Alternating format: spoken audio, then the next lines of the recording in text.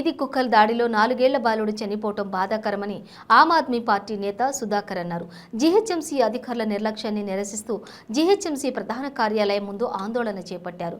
రాజకీయాలు పక్కన పెట్టి ప్రజా సమస్యలపై దృష్టి సారించాలని మంత్రి కేటీఆర్కు సూచించారు. తన ఇంట్లో కూడా చిన్నపిల్లలు ఉన్నారన్న విషయాన్ని మంత్రి గుర్తుంచుకోవాలన్నారు.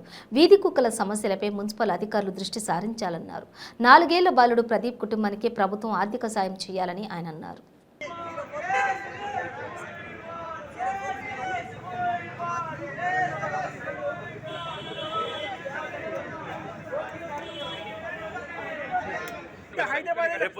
ప్రదీప్ కావచ్చు, ఇంతకుముందు రామనగర్ కావచ్చు, రోజు దాదాపు 50 నుంచి 80 మందిని కుక్కలు కరుస్తున్నాయి.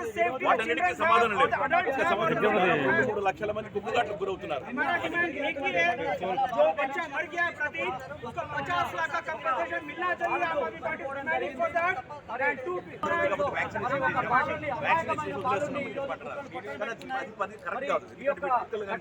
నిర్లక్ష్యమే ఈ సంఘటనకు కారణం.